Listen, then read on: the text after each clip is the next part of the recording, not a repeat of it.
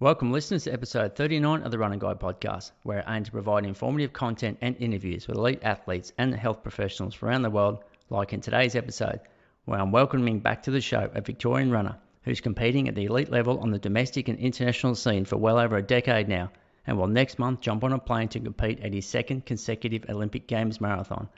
Welcome to the Run and Guide podcast, once again, Liam Adams. Hey Liam, how you going? Thanks. Not too bad. Yourself? Yeah, excellent. You were just saying off air before that you're in Canberra. What's that all about? We a couple of weeks ago, we had a race in Launceston that we were all looking to do, and we kind of got blocked from doing that. It was a bummer, wasn't it? The COVID issues in Melbourne. So we're getting towards the 2-week mark, leading into Gold Coast Marathon, and we kind of had to make a decision whether we were going to run the gauntlet or basically like look for other options so that we could get into Queensland. Because up until today there was a 2-week quarantine going into Queensland for Melburnians. So we were just looking at ways that we could do it, and the way we could bypass that was to spend 2 weeks beforehand in Canberra, and that way we could still train like normal and then go straight up to Queensland without any issues. So, as of today, they announced that Melburnians and Victorians are allowed up. So that's good to hear that everyone else will be coming up to do the race. Okay, yeah. So I didn't realise you guys were actually in Victoria, in Melbourne. We spent a little bit of time up in Cairns. We were doing a little 10-day heat acclimatization training camp, and you were just testing out things like hyperhydration and kind of gut training and nutrition for the race, and just like a little bit of acclimatization towards the heat. So we're up in Cairns it was supposed to be 10 days, but we had to come back early to make sure we got the first COVID jab. So we didn't get the full day 10 days up there, but currently at the moment Ali Pashley's up in Noosa doing some training. Yeah, because I just thought, maybe you guys were trying to avoid going back to Victoria because it's obviously had its issues with COVID. So I thought, that made sense that you guys are staying out of Victoria, but you actually have been back there. Okay. Yeah, we had to come back just for the jabs. We couldn't get our injections up in Cairns, so we had to come back, and all had plans. Is that because you're Victorian, you have to have the jab in Victoria, or what do you mean you had to? I'm not quite sure. I think the Queensland athletes had to do it in Brisbane and stuff like that, so we'd have to fly to Brisbane or whatever else, but they couldn't get it organised, so we had to come back to Victoria early and do that. We all had plans to go back up to Queensland to do some heat acclimatisation, and I think everyone was in the same boat, and they were all looking to get into Queensland, and that straight after Gold Coast Marathon, and that was going to be their large stint leading into the Olympics. So when did you actually stop working?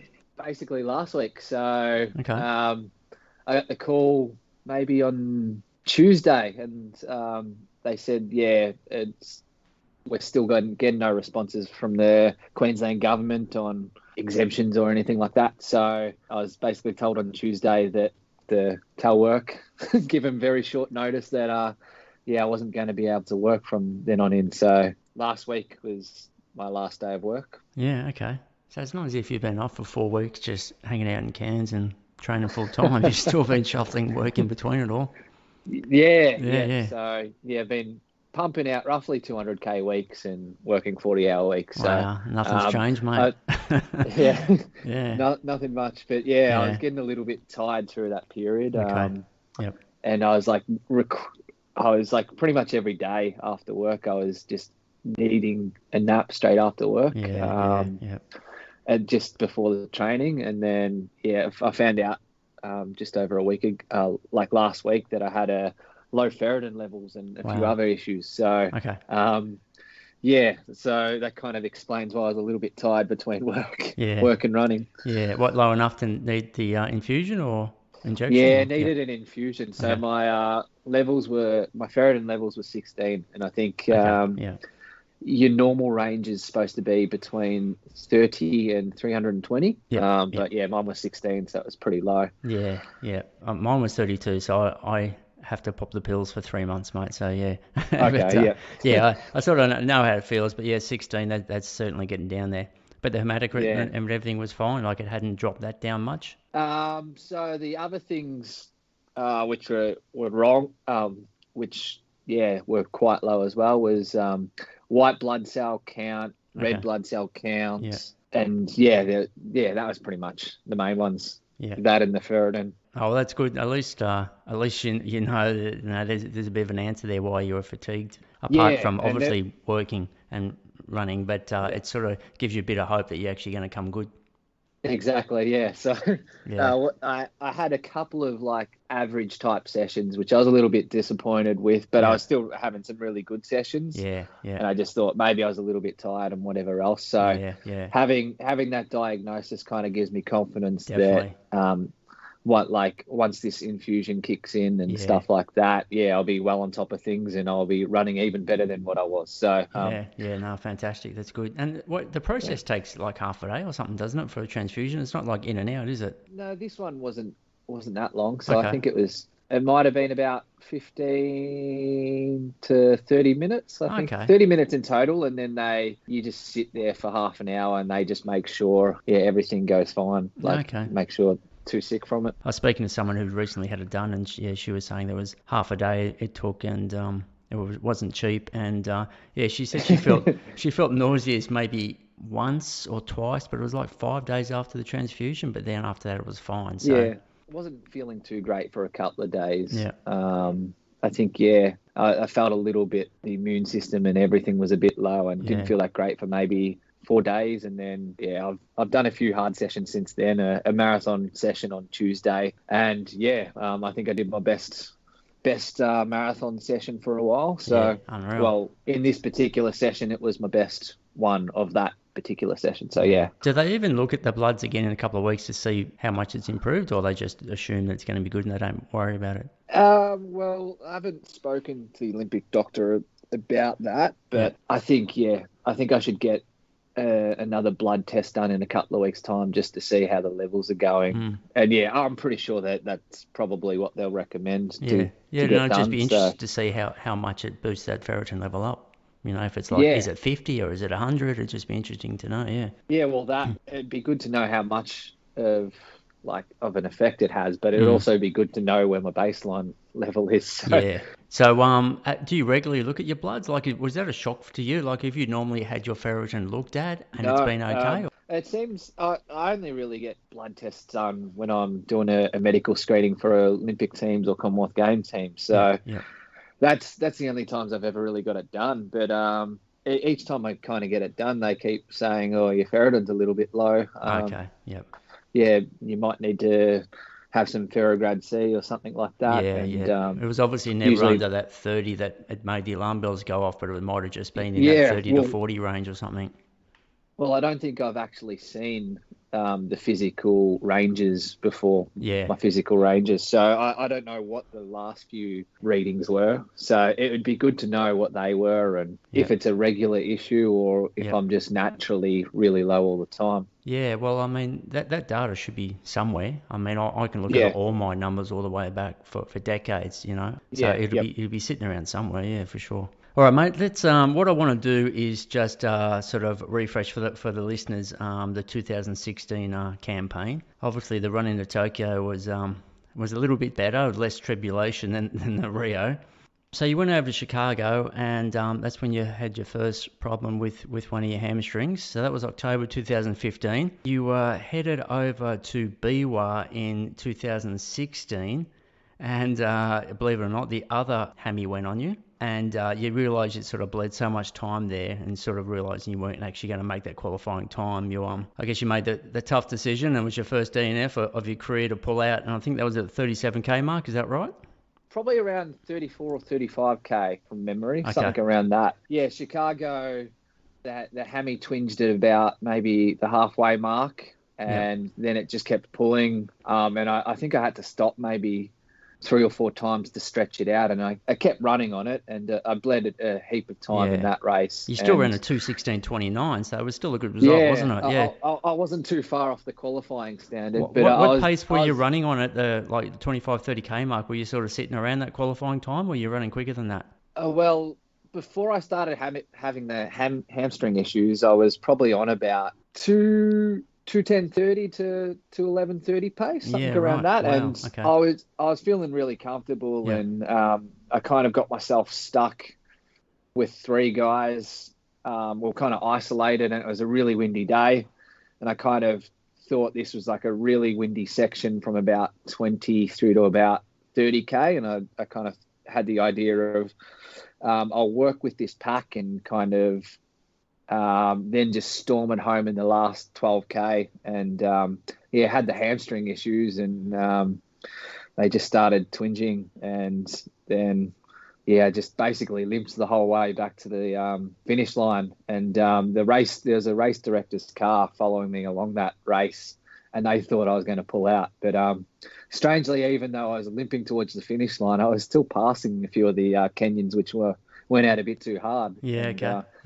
I think I finished the race in 11th place. Yeah, right. Yeah. So was there a time that you were chasing for in that race, or was there a time that you felt you had to hit to get the qualifying time? I kind of just thought I was in sub 2:11 shape. Yeah, I had done some really good training, and definitely knew I was in some really good shape. But kind of in my last basically threshold before the race, I came around a corner and twinged my hamstring. My landing foot slid from underneath me as I was going around a corner. So my inside leg, it slipped through and pulled the hamstring a little bit. I don't know. I think I did a couple of sessions between hurting my hamstring to the race where I probably did it a little bit too hard, because I kind of wanted to get some confidence back that my hamstring was good. And I don't know, I did some silly mistakes there as well. I did think I was in some good shape. So you come back from Chicago. Did you have Biwa as the next race in your mind then, or was it a matter of seeing how long it took to come good to rehab this hammy?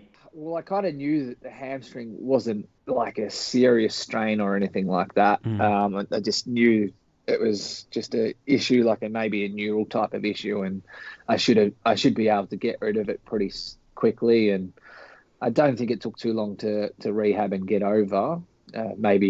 Maybe 3 or 4 weeks for it to get back to normal, and then I was training like normal after that. And we penciled in Lake Biwa.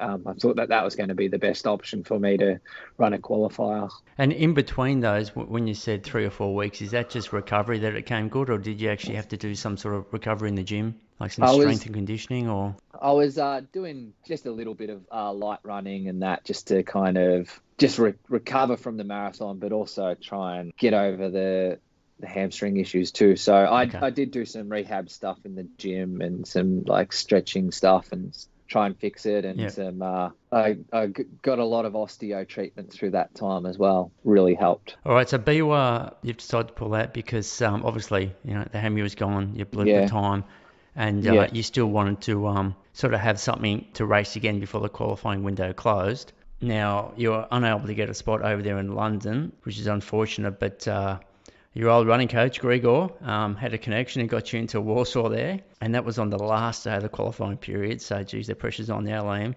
And, and you wanted to run a 2:15 and you ran a 2:14:58. Finally achieved your dream of racing for Australia at the Olympics. So that was a relief for everybody, definitely for yourself, but everyone else that was following along.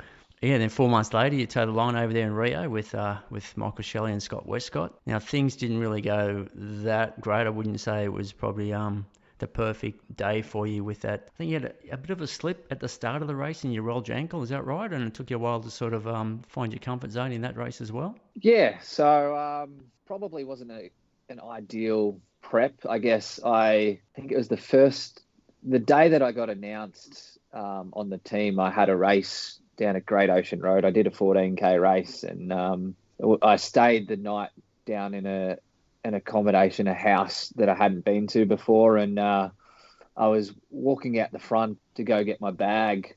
This was just after the race. I was walking out the front to go grab my bag from the car, and I missed a a flight of 3 stairs, and I fell like kind of forward and jarred my foot. And then I had a few issues for maybe 3 or 4 weeks, but I had an absolute guru, osteo, Steve Deneen, and he got me back to normal. I had no issues with it whatsoever. And it was a couple of weeks where I was struggling a little bit, but then, with his treatments, he got me back to normal, and I didn't really feel it. That was right up until the warm-up, where I slipped during the warm-up, just doing a bit of out and back, because there wasn't much, like many places where you could run for the warm-up. So there's a lot of people just going up and back, and you're kind of dodging people. And on a turn that I was doing to run back the other way, I kind of slipped out and kind of aggravated that jarred ankle. And I pretty much felt it every single step of the race. So that wasn't ideal, but what's going through your mind right there? Like, how do you sort of shut that out and say, like, it'll be right, it'll come good? Just like, that must be tough. There must be lots of swear words. Oh, I just my luck. It just seemed like everything seemed to be going wrong for me that year with the qualification period, and just that happening at the start line. Yeah. And I guess I could feel it a little bit throughout the race, but I wouldn't necessarily think that was the major thing that went wrong with my race in Rio. I kind of felt it was this drink station, maybe at about the 25k mark. I went, grabbed a drink, and had this idea of, once I got through the halfway mark, I'd storm through the field and try and negative split. And I seemed to be picking up a whole heap of places through the middle section of the race. And I was flying past everyone. And I went to this drink station, grabbed a drink, and I think I might have went too long without taking a breath whilst having a sip. And I got this instant flush through the legs. My legs went heavy, and I went from flying past everyone to running the exact same pace as everyone. And then maybe 10k later, all the guys I was flying past was coming past me. So I don't know. I think that was probably my major problem with the Rio run, but I still managed 31st overall out of, I think it was about 180. And I kind of set before the race a goal of top 30 was kind of the pass mark. So I didn't quite get it, but with all things said and how the race panned out, I think that was fairly reasonable effort. Definitely, mate. Yeah, first Aussie home and 2:16.12. So what sort of time were you running, do you think you were on for that day? Oh, I think I should have finished maybe, there was 2 guys I was coming through the field with, and I think they finished around 20th. I think they ran about 2:14 something, 2:14, maybe. Okay, yeah. Yeah, so about 2 minutes or so I kind of bled over that last 17k. And that famous photo of it looks like you're wobbly as, mate, but that was you slipping on a line. Apparently. It looks like you got a major bonk, but yeah, well, at the start of the race, because it was just bucketing down rain, everyone was slipping over at the start, and then I think it started to get pretty heavy again towards the finish line when I was finishing. So I think the first couple of guys in front, the guys a couple of places ahead of me were slipping a little bit. And then I nearly fell over, I slid across the line. And then Meb, who was maybe 2 spots behind me, he slipped over before getting to the finish line. And I don't know if you saw it, he just made a bit of a joke about it and started doing some push-ups on the finish line, and then just before crossing the line, and then got across the line. And I think just after that, they decided to get someone out with the towels and keep wiping it down every time someone got close to that finish line. All right. So keeping on the marathon theme, which all we'll do tonight, is 2017. You head over to Berlin, 9th, mate, 2:12.52. So that's a huge result. That's obviously a PB by a couple of minutes. So it was a PB by about a minute, and I kind of I guess I'd had all these issues with races before that, and like the preparation before Rio, and then obviously Rio didn't go well, so I think my debut marathon was a 2:14.09, and then my next marathon was a 2:13.49 or something like that at Glasgow Commonwealth Games. So I kind of feel like I should have been running those type of times that I did in Berlin, or even quicker than what I did in Berlin. But it was just kind of like, just because everything was going wrong in those previous years, it was good to just get a good solid PB by like a minute or so. Yeah, just show that I've been doing a bit of progression, which was kind of funny, because that prep for Berlin, things weren't going that great. I think there was lots of days that I had to have off just because of being absolutely exhausted from work, or a little bit of sickness and stuff like that. So yeah, I just thought I was going to Berlin, and I thought I wasn't going to run that well, and managed to exceed my expectations and run a personal best and finish top 10 at a World Majors. So definitely. Yeah, I was pretty happy with that result. Yeah. Yeah, and it's a great result. But did you actually feel really good and in control the whole time? Yeah, I did. I felt pretty good. I was slipping out a bit towards the finish line just because it was a bit wet. It wasn't an ideal race again. I don't know. I just seem to be cursed with all these bad weather races. Yeah. So I was slipping out a bit towards the end, but I was just picking up person after person after person. So there's a lot of confidence coming through, and there's a bit of a pack that I had running with, and I was kind of running away from most of the guys. And I think there's about 3 of us which kind of broke away from the pack. We had a bit of a sprint finish at the end, and I think I finished off pretty strong. So yeah, I was really happy with that run, and it showed a bit of progression. So it was a good result. Yep. And did that result get you onto the Com Games in 18 up on the Goldie, or? Yes, it did. That was my qualifying standard that got me onto that team. Now, that was a great day, but a memorable day. It was fantastic to see Shelley win back-to-back, golds in the marathon. That's absolutely huge, wasn't it? And silver before that. So like a silver and 2 golds in 3 Com Games. It's fantastic. Absolutely incredible result. He just knows how to do it on the day. Exactly. Yeah, very, very smart runner, and he produces it when he's wearing that green and gold. How did your? I mean, you got 2:21:08 finishing 5th. How did you consider your race that day? It was another shocker. So I was up there with the front guys, and there's a little bit of tactics towards the halfway mark, and there's quite a few aggressive surges, and kind of covered them.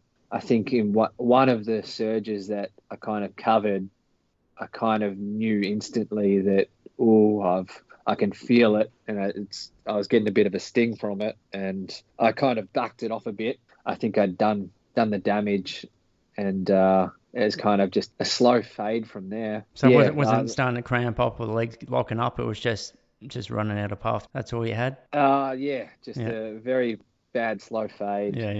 There's a couple of other little niggles and stuff like that which were causing problems, but it was just poor running by me and not knowing the conditions well enough. Callum Hawkins. Well, that's it. He's an incredible runner, and sure. I think since Gold Coast he's done another hot marathon at the World Champs. Yes, and he performed well.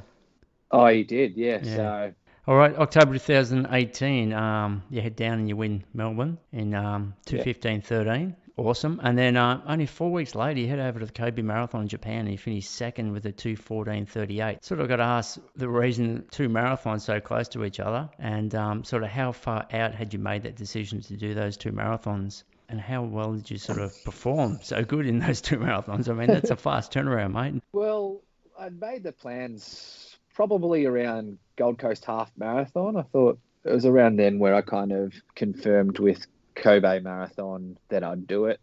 And I just wanted to test the body out and see how well I could back up after a marathon. And it proved out quite well. It did. Yeah. How did you actually, I mean, obviously, great result. You pretty much ran, 20 to 35 seconds faster.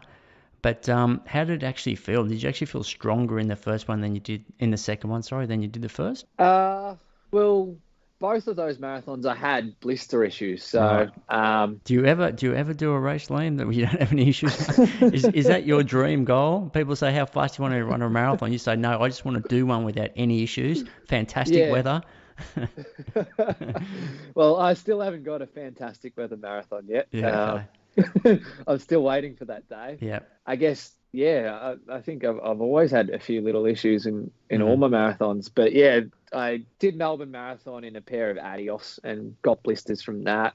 And then the next race I did in Kobe Marathon, I decided to change the shoes and I wore a pair of Next Percents. And I had a little bit of the same plan as what I did for Rio, where I decided, all right, I'm going to run through the field and come home strong in the last half. And I kind of executed that fairly well, but I think it was about the 27K mark where I started getting, I could feel this massive blister underneath my foot. I just basically limped towards the finish line, but I still managed to get second. And I think I was slightly closing in on the guy who won it. It's just, So his winning time was 2:14 something as well, or? I could see him. He was Okay. in the distance, but I was like closing the gap. I think he might have been about 30 seconds in front of me, 40 Was he a seconds Japanese in front. runner? No, he was a Moroccan. Okay. Yeah, so I was a Moroccan first and a Moroccan third, sorry. Okay. And I was in between them. In between a Moroccan and a hard place. There you go. Yeah. In between those two marathons, do you just recover from Melbourne, jog for a week or so, let everything sort of settle down, maybe do one or two sort of marathon sessions, and then just go into the next one? Like, you couldn't have done a lot in between. Well, I kind of got straight back into the running. I just like a little bit of light running for the first half a week, and then I actually raced the Burnie 10K a week after that marathon, and I came second behind Stewie. But he absolutely destroyed me, and he absolutely destroyed the course record. So I was kind of ran solo in that a bit. It's not always good to go back and look at what you've done before, but do you look at that period and go, geez, I was fit, I was going really, really well, and try to figure out why? I do sometimes. I do look back and I go, geez, like I was running so well, or training was going so well. I kind of just like certain sessions kind of remind me of certain training sessions I did back in the past or whatever, and I just go, oh geez, that used to come a bit easier than what it does now. Or then again, there's some sessions that I do now which are a lot better than what I used to do. So it just it might come a little bit harder just with the recovery and stuff like that, just because just balancing the work, full-time work and that. All right, 2019, Gold Coast hold the Oceania Marathon Championships. That was added extra because it benefit, I should say, because it had the points there, being the Oceania Championships that's going to help your Tokyo Olympic campaign. I think they also had cash incentive. I don't know if they do that every year, but there was an extra 40 grand for any male that sort of broke the 210. Was that just for that Oceania, or is that what they do every year? They might have implemented that maybe the year before. So would that be sitting up there this year, or? Could possibly be there, but I haven't really checked into that if they have it this year. Maybe COVID reasons and the fact that they didn't have the race last year, maybe budgets don't allow them to put up that type of cash grab or anything like that. Yeah, maybe it is, maybe it isn't. I just haven't heard about it. So 40K for sub 210 male and sub 225 for female. Obviously, the Olympic qualifying standard 2:11:30, and I hate to bring this up again, but it's a great story. And the Liam Adams story is 2:11:36, finishing sixth. Now we spoke about this last time. Tom, I had you on, and I asked whether you knew you were that close, and you knew you were sort of really, really running close to that. Because the last couple of kilometres, I mean, we might as well go through it again, but I think you were running about 2:10 pace, and then something happened towards the end. Maybe it was just getting hot and it started to get to you, and you knew you were dropping time, and you thought, I don't know if I can do it. Oh, well, there was a large section of that race because it was a really windy day. Generally, you never get winds like that at Gold Coast unless or Gold Coast there, Marathon. and then it happens. Well, basically, if I'm racing, you're going to get that. So I'll know not to follow you around. Yeah. That weekend, they closed all the beaches just because of the winds and just it was bringing large waves and whatever else. Yeah, I sailed through with a bit of a good tailwind through the middle section, and I think I got myself to about I think I was on sub 210 pace at about maybe the 35K mark, and when I made the turn around for the last 7K into the wind, maybe I was a little bit cooked coming into the wind, but I just was in no man's land, and it was just a hell of a last 7K. So I was going pretty slow that last 7K, unfortunately, and blew out a lot of time. So I went from roughly around 2:10 pace to hoping and trying to get that 2:11:30, like what the original plans were, and unfortunately fell 6 seconds short. And then I think there was a hope that maybe because it was the Oceania Marathon Championships that might sort of help you out.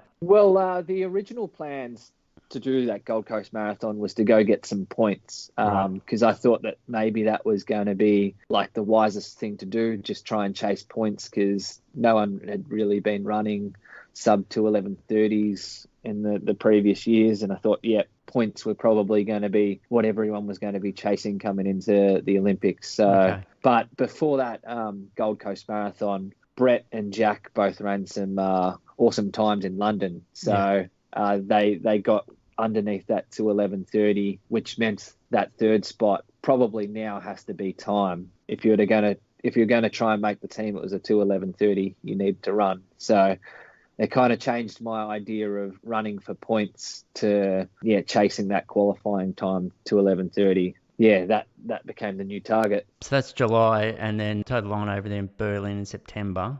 I guess obviously Berlin's a great place to go to chase that 2:11:30. There are obviously going to be a lot of guys there forming a group to do that. But unfortunately, a bit of a workplace incident in the weeks leading up to it. The old mask came off in the roof cavity, took in a lungful of dust, and made you pretty crook. But you jumped on the plane, went over there, hoping for the best. But unfortunately, that illness leading in has sort of dealt a bit of a blow. I had to do your second DNF, which I know you didn't really want to have to do, but again, it was all about leaving something in the body to have another shot at it. Yeah. Well, I think I spoke to you a couple of days before that race, and reality was I had a bit of a chest infection for a month, probably a month and a half, and I wasn't quite over it. I knew it was still affecting me for that race, but I just paid previously, before I got sick, I'd paid $5.5 grand for flights, accommodation, and whatever else. So I was just like, I'm not going to let that go to waste. I just thought it's just a free shot, basically, to try and get the qualifying standard. And I think I was on it for maybe 25 to 30K. And I just started falling off it pretty quickly after that. And the chest wasn't going too well. And I think once again, I decided to make the effort of just, I decided that it was probably best that I pulled out at about roughly around the 35K mark again. And I just didn't want to make it any worse than what it was. So I was coughing a fair bit during that last 5K. You're doing all right psychologically, mate, to be able to just keep getting up and getting back into it again. I tell you what, you're tough as nuts. You need that resilience being a Carlton supporter. Obviously, mate. I wonder if you do it to yourself sometimes, mate. Life's getting a bit too comfortable. Yeah. Now, in mid-December, you head over to Taipei, I should say, in Taiwan, and you sort of jog out of 2:38.24. Now, I'm just sort of thinking about that. Is that just, obviously, a bit of a pay trip and some pocket money, but is that so the race organisers to sort of maintain some sort of level status for their race? Yes, it was. Yep. So, I was just training like normal, just a slow build-up through that period of time. And, I got a message within a week of a marathon. They were in desperate need of a gold, silver, or bronze labeled athlete, and at the time I was a bronze label athlete. These races need a certain amount of labeled athletes to start on their start line and cross the finish line for them to retain their labeled status. So they had quite a few labeled athletes, but with quite a few of the Kenyans, they just go to these races and chase for the pocket money. So they're a bit concerned that quite a few of them will pull out of the race once they realise that they're out of the prize money pool. So they kind of asked myself and maybe a couple of other runners from Europe if we could do the race and just make sure that we get to the finish line and help them retain their labelled status. So the idea was just to go do a bit of a training session and that's kind of what I did. I kind of tried to help out a fellow Aussie who who was racing, Marnie Ponton, and she was trying to chase a fast time there. So I went and paced her for about half of it, and I kind of promised my coach that I wouldn't run too hard. So I kind of backed off a little bit and just jogged to the finish line. And I caught a couple of the other female runners towards the end. I think it might have been a sixth place female runner, and she was like begging me to try and help pace her to get her to the finish line. And okay. So there were like a few people that I helped pace that day, and I just did it as a bit of a training session. And an all expenses paid trip, which had a little bit of pocket money as well. So what, just over a few days and straight back to work? Yeah, basically. So I flew out, I think it was Friday night, and then I actually had the Monday off as well. I asked work for the Monday off, so flew back on the Monday. It wasn't too bad. They flew me premium economy as well, so it was a good day. Oh, there you go. Stretch the legs out. Yep.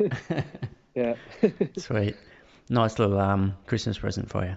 Yeah, they don't really come around that often for me. So. Sure. No, take a while to get it, mate. Yeah. 8th of March 2020, fly back over to Lake Biwa once again. Now, conditions, because Liam was there, were far from perfect.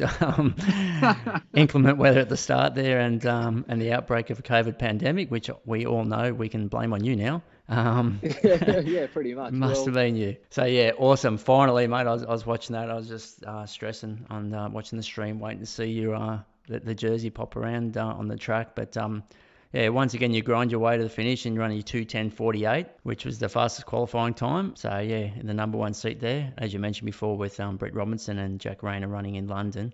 Brett ran 2:10:55, Jack 2:11:06. So, you're 2:10:48, number one spot. So, that must have been awesome relief, to finally do it. And still not exactly confident you're going to be get to Tokyo, because you don't know what's coming up. But considering what you've been through, it must have been insane feeling. Oh, definitely. Well, just once again, things didn't go too well. So the start of my preparation, we had those fires, basically Victoria, New South Wales and whatever else. And I was looking to go up to Falls Creek and do some altitude training for that preparation. And the fires had caused the evacuation of Falls Creek and whatever else. So I couldn't get up until a lot later than I would have liked.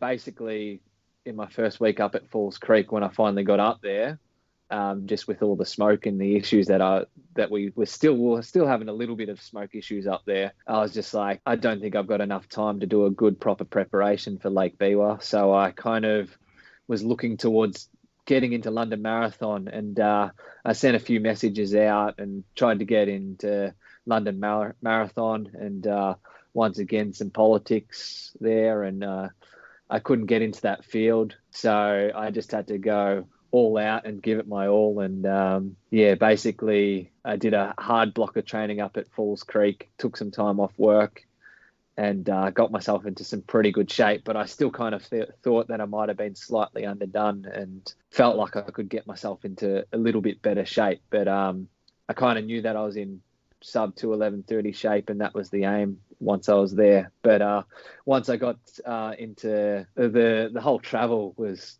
I had issues with my flights. It's a delayed flight out of Melbourne, meant that I missed my international flight from Sydney to Tokyo, Sydney to Osaka, which meant that I had to spend 12 hours in Sydney and then fly into Tokyo. What, just sitting in the terminal for 12 hours, or? They gave me, for an apology for their delays and whatever else, they gave me a hotel room for half a day, so I still had to spend 6 hours in the terminals. Did you get to sleep for that 6 hours in the hotel room, or?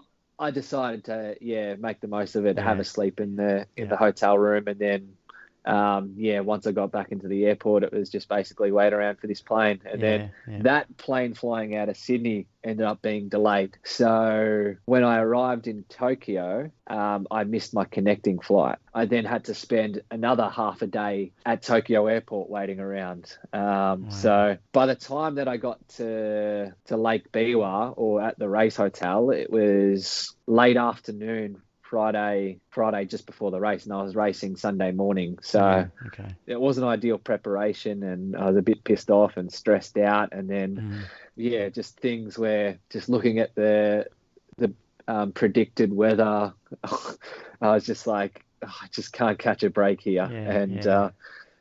Race day, it was freezing cold, wet, windy, and horrible conditions for a race. And what happened at the start line was we were on the start line about to go, and they had some technical issues with the starter's gun or the timing system. So we're standing on the start line waiting to go, kind of in a ready position, and it went on for more than 10 minutes.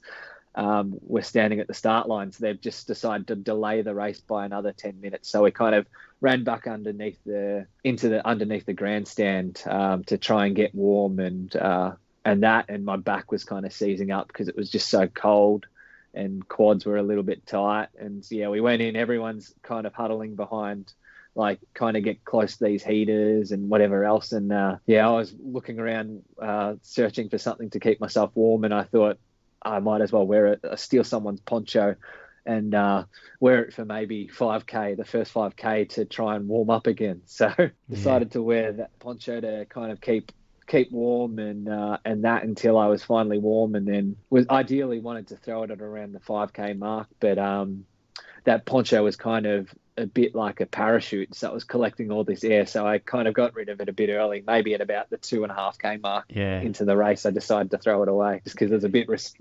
restrictive. And I just, another day where just things weren't going well. And early on in the race, like from the starter's gun, I kind of had tight quads, and just felt them the whole way. And I was just hoping and praying that whole race that they weren't going to go. I wasn't going to get cramping or anything like that. Yeah, no, I mentioned last time we spoke about this, and the telecast, it was showing obviously at the front, all you guys were there, and I could see you get rid of the poncho out to the side, and then the group started to split up. I think it was about the 10K mark, and then we sort of lost sight of you. Every now and then we'd see you sort of disappearing by yourself and no one else around you. And I'm thinking, oh no, he's going to be stuck on his own in this terrible weather. It's going to make it so hard.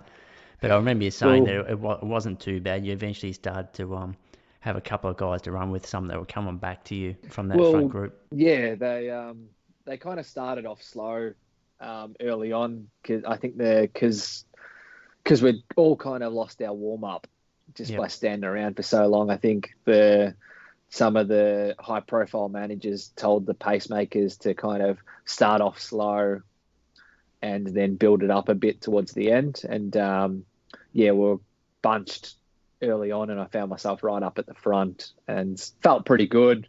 And I rolled around with that pack for, I don't know, maybe 10 to 12K. And then they really started ramping it up a bit. So they were running a few 255s per K, and I just thought, oh, that's probably a bit too hot. So I kind of let them go, and I just kind of went solo from there. And I had a little bit of a pack, maybe till about 17K. Oh, maybe not even that. I think it was about 15K.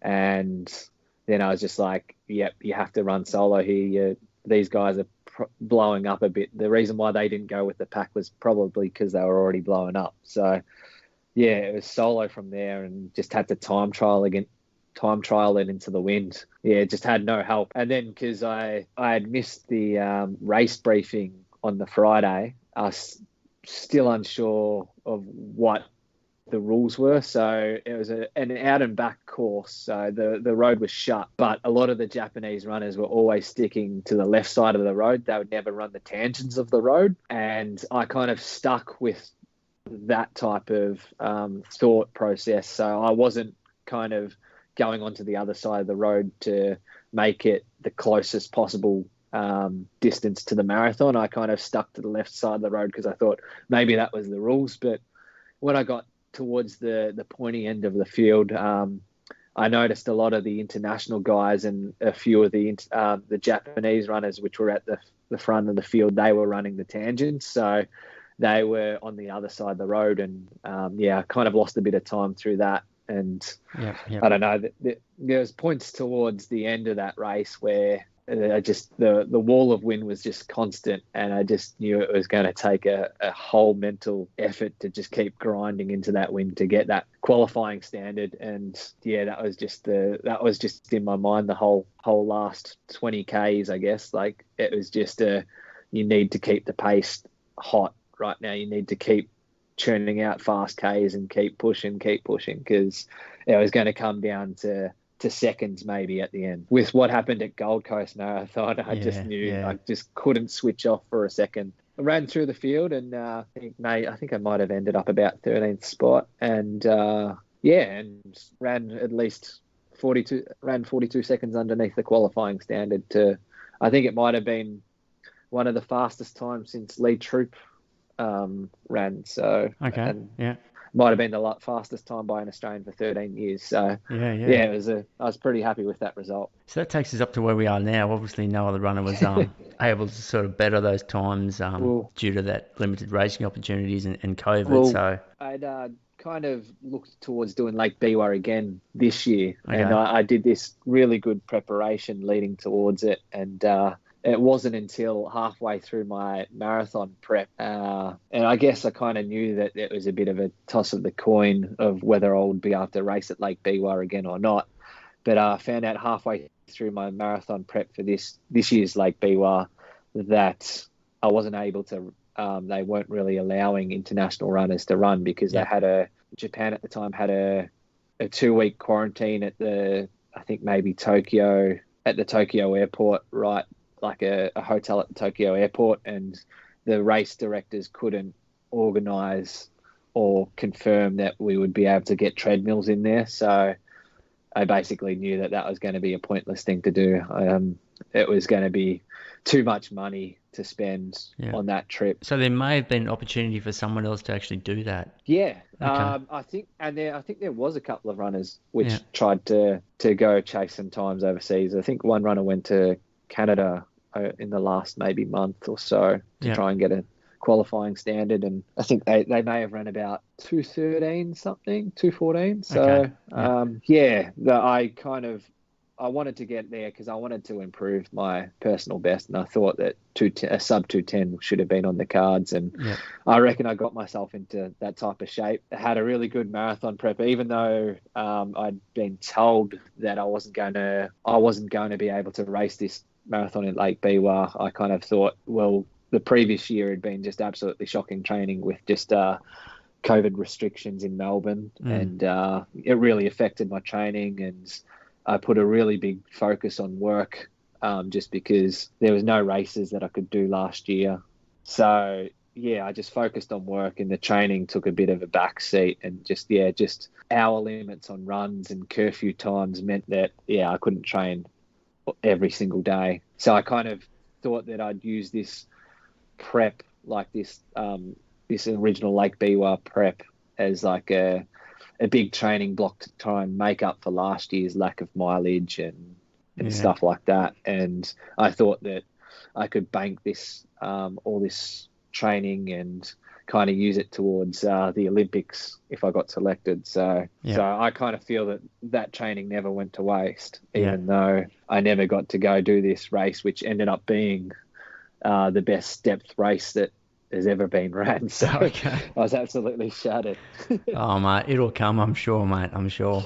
I mean, when you think about it, I mean, Rio, you got on the last day of qualifying, and when you think about Tokyo, it was probably the last race that it was actually able for you to actually qualify in because of what actually happened afterwards. So you're just always getting through on the last skin, aren't you? Yeah. Yeah, so I was going to ask you, if COVID hadn't taken place, what marathons would you have done since Lake Biwa that you qualified in and now? And you're saying obviously you would have done Biwa this year. Would you have done some other marathons in between? Well, if there was the opportunity to race another one, I probably would have taken it up.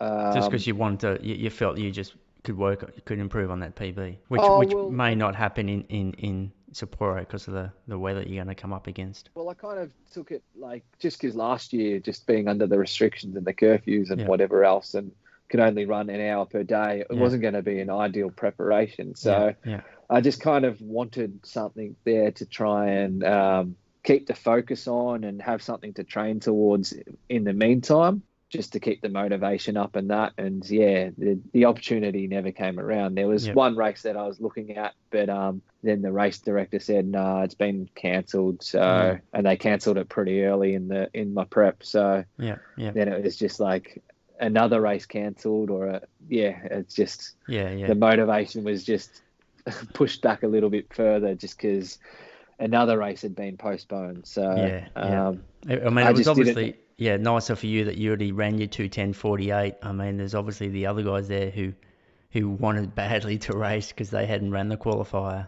You know. Yeah.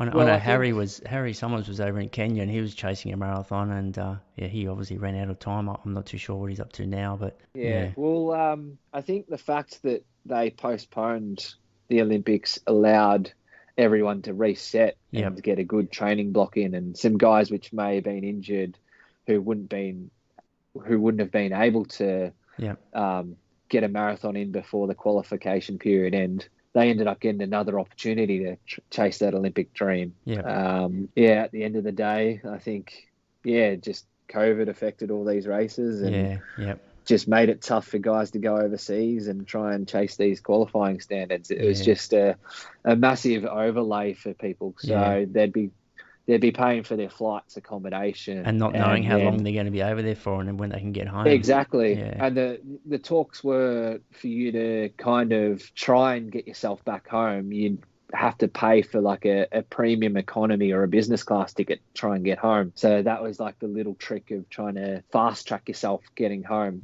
over everyone else. So that was going to be an expensive ticket. And then you also had to factor in hotel quarantine, 2 weeks in a hotel, and spend $3,500 for the hotel quarantine. So there was lots of money that we were going to have to kind of fork out. So but all us runners are rich, you know, we earn a fortune. What sponsors you got, Liam? And we don't have time to go through them all at the moment. But it'll take a whole of 1 second. Zilch. That's it. It's sad, mate, but we'll leave that for another time. But hopefully it'll all change. Look, the men's marathon is going to be raced up there in Sapporo, Sunday the 8th of August, the last day of the Olympics as usual. It starts at 7 o'clock your time, 8 o'clock our time. So it's going to be either early Sunday morning run or a late run for us, because we'll all be tuned in watching it. So obviously they moved that up. It's 830 k's north of Tokyo. I've just looked there. It's 7.5 hours by the bullet train, or a 17-hour drive. So it is a lot further north of Tokyo than what I thought. I had a look on the map, and right up the north end there.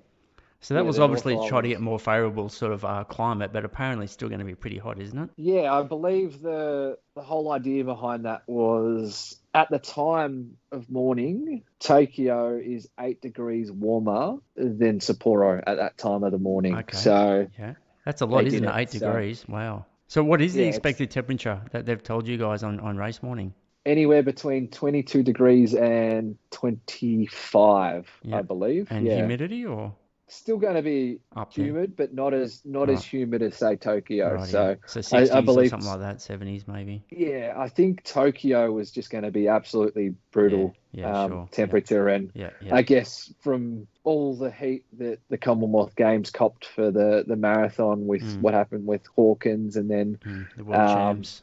And then the world champs as well. Those brutal conditions, they thought, we needed to do something about this. Marathon's not hard enough, and they chuck you out in this, like Beijing and Athens, and like it just doesn't stop. Let's just pick the hottest country to go to and run a marathon.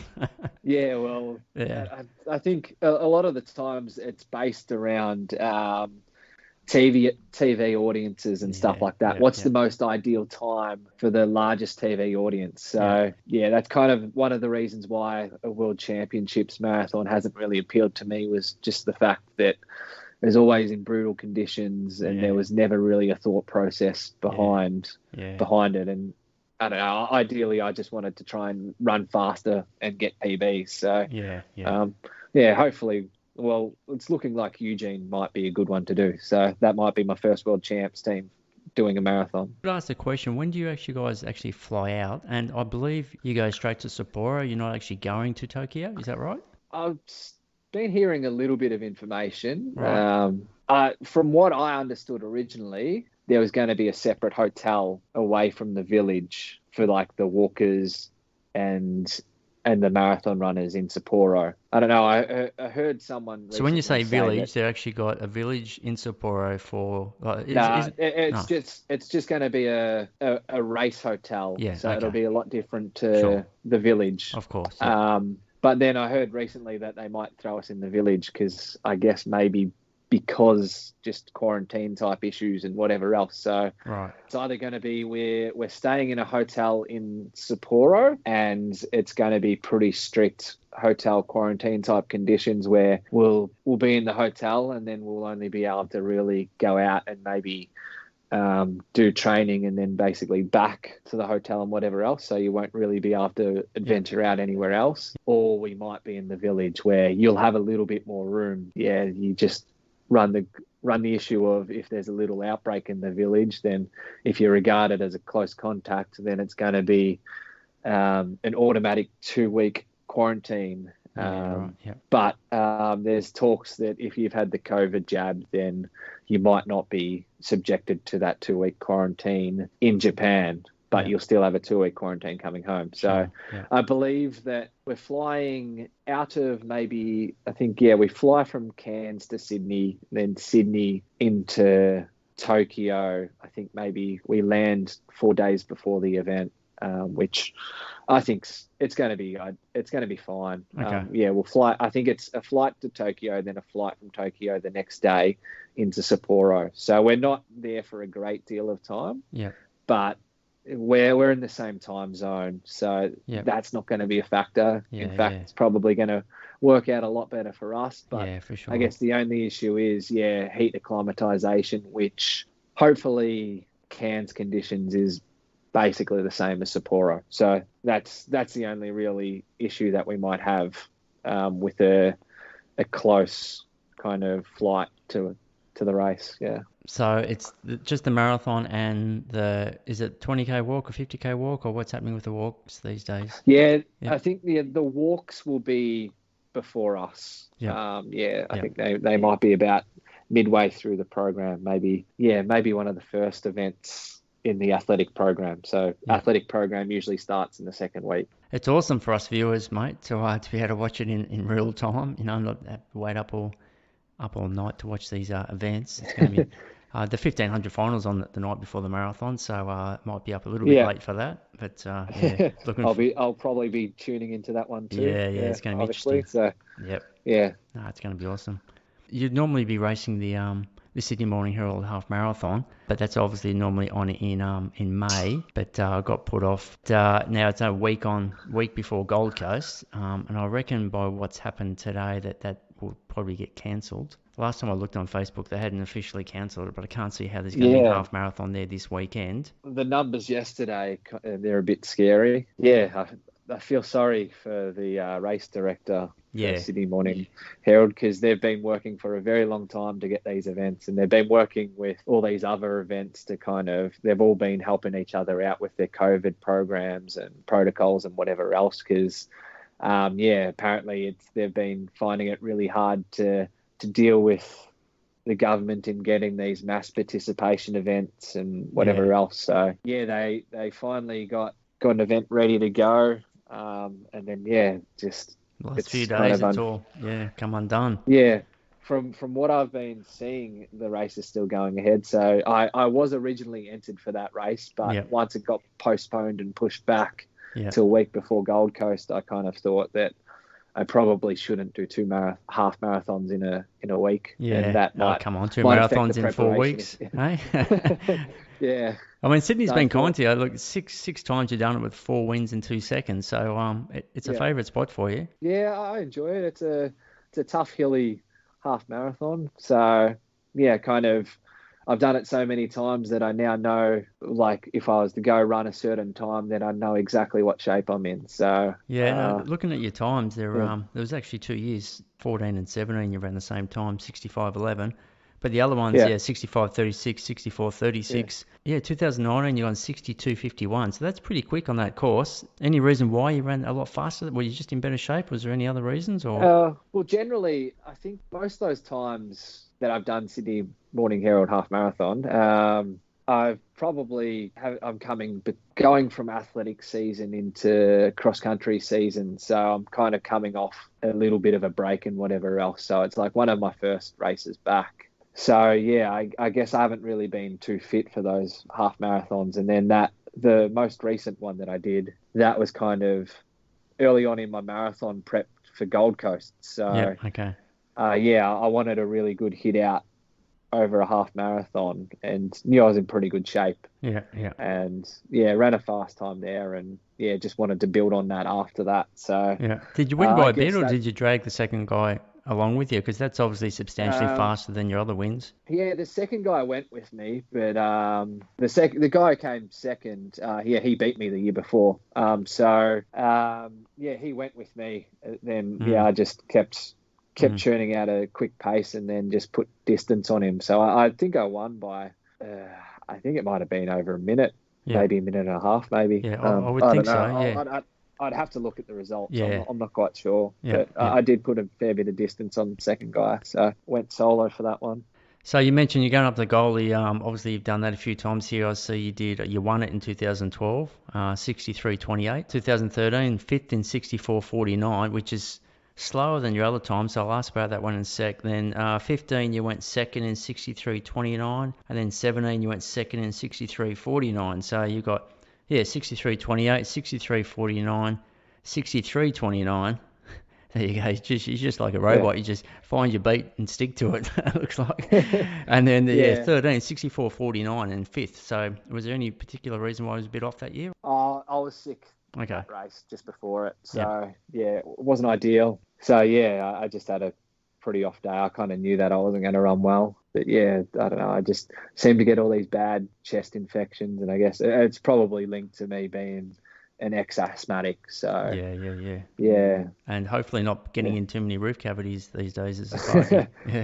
Well, it's a bit different now. I've over this last year, since COVID started, I've been doing a bit of solar. So I've been doing solar sparky work, and so you're getting sunburnt instead.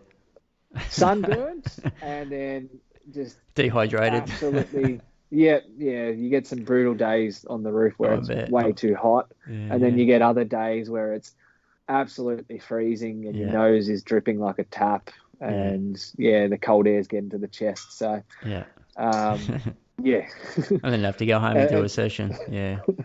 That's it. Get home, get warm, and then go do a session in the cold. That's unreal. All right, so goalie, you're heading up there. Obviously, it's going to be great this year. It's certainly a different field with, I guess, just the domestic field, and I guess a couple of Kiwis will come over. But a chance for some Aussies to shine up front and pick up some pocket money. So what's the plan, to go up there and just, do what Liam does, race as hard as you can, or is there any other sort of motives around it, or? And actually, are the other guys racing? How many of the marathon team, boys and girls, are actually going to be doing that race? So all of the Australian Marathon Olympic team are doing the half marathon. So they've all doing seen that. They've all seen that as an ideal race in preparation towards the Olympics. So we've all got that in plan, and I guess we all want to use that as a race to kind of just to gauge where we're at, and obviously I believe we'd all be trying to run PBs there. So that's the thing. We want to try and run fast there and show that we're in good form, and get some confidence on that, and then obviously build after that race and do the last little prep and use that race to help us with the last preparation, so the icing on the cake before the Olympics. That'd be 5 weeks between the two, wouldn't it? Yes. So August. Because I think we're 6.5 weeks from today, so it must be 5 weeks from Goldie. Yep. Oh, that's going to be awesome, man. I'm going to be loving watching that. And and for the marathon, I mean, there's a lot of guys who've been getting fit, had Goldie sort of focused for quite a while now, so it's going to be a great weekend, definitely. Well, I guess on the Australian scene, everyone's been searching for a marathon to do, and no one's been able to go overseas. So I guess the guys which didn't make the Olympic teams, they're all looking for fast marathon times, or maybe fast half marathon times too at Gold Coast. So it's going to be exciting to see what everyone else does at Gold Coast over the marathon distance, half marathon, or even the 10K. So, everyone's kind of been deprived of racing opportunities, and Gold Coast is a really big one, which just came up on the calendar, and everyone's been wanting to run some fast times there. So, it'll be interesting to see what everyone does. How good are you feeling? Well, after that iron infusion last week, I kind of had a few days where I was pretty ill. I had one day off just because, I don't know if it was the iron infusion or the low white blood cell count or still some lingering effects from the second Pfizer jab. Whether that was kind of playing a role in me being a bit sick and whatever else. But you would think some of it would have to.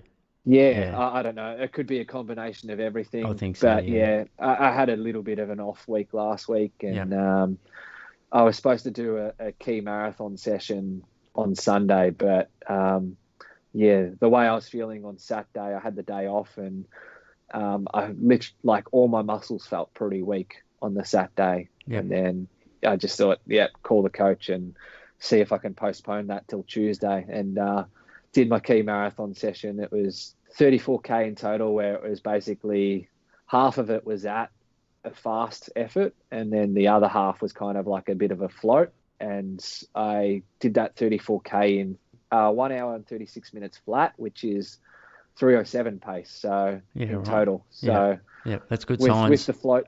Yeah, with the floats being in there, I was pretty happy with that. You pulled up pretty good after it? Yeah, pulled up pretty well today. A little bit towards the end of the session, I was getting a little bit of some cramps and stuff like that, which I don't know, maybe, could have been a few things. But overall, good signs. It's the fastest I've done that session. I think my second fastest was maybe 50 seconds slower. Yeah. So, it's kind of showing I'm in good shape. And, just got to see how the leg speed's going over a half marathon distance. But it looks like the legs are pretty good for the longer stuff at the moment. So when did you say you can head back up to Queensland now? We're going to go up to Queensland the Thursday just before Gold Coast marathon. So, next Thursday we'll be up there. And you're staying in Canberra until then? Until then, yeah. And that's the whole Olympic team's not in Canberra. You said some of them still in Melbourne. Is that right? Or? Well, we all tried to get out of Melbourne. Well, there was Ellie Pashley, who is on the Noosa, decided. Yeah, she's up in Noosa, and she's been there for a month. So she's started her heat acclimatization a lot earlier than what we have. And I think, maybe around when she left, maybe a week later, we all went into lockdown. So okay. If we had have known that was going to happen, then I think a lot of us would have decided to go up early. But then, quite a few of us were stuck in Melbourne. Missed the race and thought, need to get out. Myself, Brett Robinson, Jack Rayner, and Sinead, we're in Canberra at the moment. Lisa Waitman's in North New South Wales. So I think she was chasing a bit more heat. It hasn't been too cold. We've got rain coming tomorrow, mate, so you're going to be wet. Well, I think the rain's already started now. So pretty cold. It's a bit colder than Melbourne. I think there's been 1 or 2 days where some of those winds are just so icy. Yeah. They hit the chest and they just, some horrible feeling. They just reminded me of days of when I was a little kid and just used to absolutely battle through the cold winters in Melbourne. So I used to get a lot of asthma attacks just basically through just the cold weather, and hit my chest, and then I just cough my guts out, and then Hey, what's the situation with returning back to Australia after the Olympics? So after the marathon, where the Japanese have said you've got two days to leave straight after your event. So so you guys obviously you won't go down to Tokyo for the closing ceremony. You'll stay in Sapporo and go out of there. I'm not sure. They haven't given us the details of whether we go straight to Sapporo, to Tokyo and then fly out as a team. Well, the ceremony's at the closing ceremony, mate, for the marathon medals. So if you pick up a medal, mate, you're going to have to go. So I'm not sure. I'm not sure whether they'll say you've got to stay at this hotel for the night, or whether they'll chuck us in the Olympic Village for one night. But I think we're probably going to have to all go on a chartered flight from Tokyo the next day, and I'm not sure where we're flying to. Generally, last time we flew into Sydney, and they had a bit of a ceremony at the Sydney airport, but I'm not sure where we're doing quarantine yet. So it's going to be 2 weeks in a hotel or something like that. Yeah. And do you actually get tested while you're over there in Sapporo? Do they test you at any stage? Yeah, I believe they'll be testing non-stop. So I think we have a couple of tests before our flight. We have maybe 3 within 78 hours of our flight. Right. And then, we get tested, I think maybe I don't know if it's every day or every second day once we're there. So it's full on. So just gotta hope just make sure that we're not near any. Just can't run the risk of being close to anyone who's sick. Yeah. Just because that basically writes off your Olympics. What about the course? Are you guys going to have a drive around on it when you get over there, or have you got any idea what it's actually doing? I haven't seen a great deal, but they did have a half marathon maybe a month and a half ago.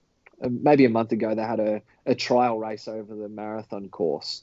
And we got to see a little bit of what the course is going to be like. I still want to go over the course. If they'll probably have a bus which goes over the course where everyone can see what the course is like, and I'll probably do that just to get myself familiar with what it's going to be like. I'm going to close this up soon, mate. I know it's getting late and you've got a big session coming up, but 2022, it's a big year, mate. World Cross, hopefully here in Bathurst, World Champs, as you mentioned, over that newly built stadium at Hayward Field in Oregon, which is going to be huge. What a great place to have it in Eugene. And the Com Games in Birmingham, but that's only, I think I looked, it was basically when the World Champs finishes, the Com Games is like 5 or 6 days later, so it's a quick turnaround.